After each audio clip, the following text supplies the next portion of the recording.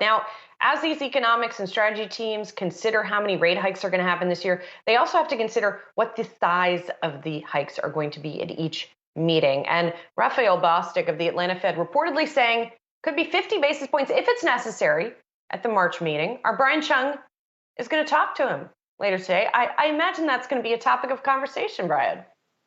I think it will be as well. Obviously, when we talk about the Fed's next moves, it's going to happen not so long from now, in about 5 weeks. In that mid-March meeting, they're going to move. That appears to be the case, as we heard from Jay Powell last week. And we also hear from the more dovish members of the Federal Reserve, like, for example, Minneapolis Fed President Neil Kashkari, who I spoke to in Minneapolis on Friday, who said he appears to be favoring a first rate hike after the pandemic in mid-March. That's pretty remarkable for one of the members considered to be one of the more dovish policymakers on the Federal Open Market Committee. But take a look at what the Atlanta Fed President Raphael Bostic told the Financial Times over the weekend. Quote, "If the data say that things have evolved in a way that a 50 basis point move is required or would be appropriate, then I'm going to lean into that. If moving in successive meetings makes sense, I'll be comfortable with that." Now, what's interesting about this is that when we talk about all the Wall Street bets on how many rate hikes we're going to get, when you see, for example, Bank of America say 7 rate hikes,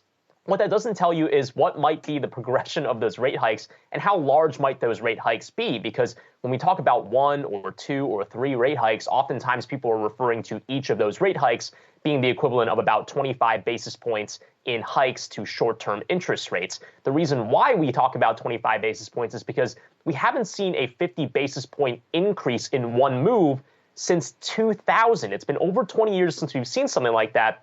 Should the Fed be expected to do something like that in March, it would not only be a precedent that we haven't seen in 2 decades, but it will also be interesting to see if it could do the job of quelling inflation. Keep in mind, Fed funds futures markets right now pricing in about a 15% chance of a 50 basis point hike in that next meeting. So it's definitely a non-zero chance. But of course, we'll have the Atlanta Fed President Raphael Bostic to perhaps elaborate on those remarks later on. That'll be coming on Yahoo Finance around 1:30 Eastern time, which you'll be able to tune in right here, guys. Brian, you think as more of these Fed members hit the media circuit in the coming days, do you think we'll see more float the potential for a 50 basis point rate hike in March?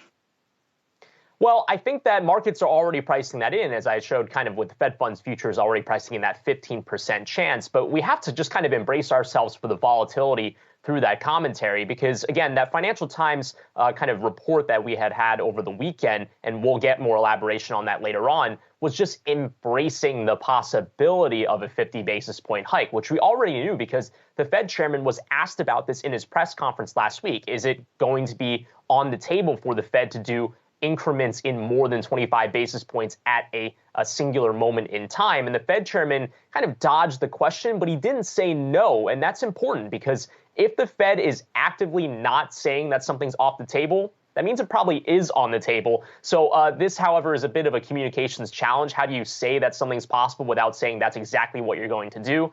That's something that obviously markets might be sensitive to following the Atlanta Fed president's commentary and perhaps the commentary of other Fed officials in the weeks to come as well. And the other thing that we have to talk about as the backdrop for this week is sort of global coordinated, or not coordinated, but global tightening, right? Because we've got the Bank of England and the ECB both meeting this week, and there's talk about Bank of England also doing back-to-back tightening.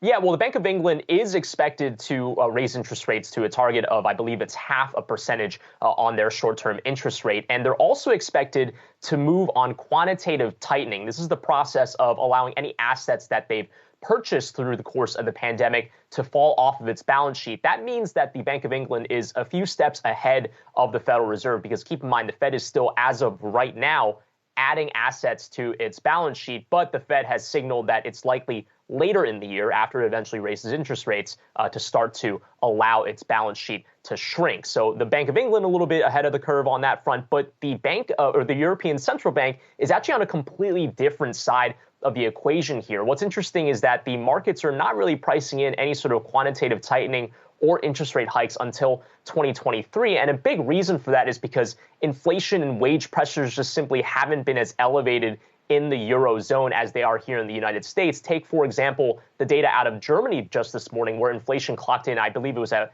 4.9% year over year in January. That's actually a step down from December. So inflation is starting to come down a little bit, although above target still. That's a big reason why the ECB might want to wait a little bit longer. But of course, we'll see if the Federal Reserve's hawkish pivot maybe convinces the ECB to do something the same very soon.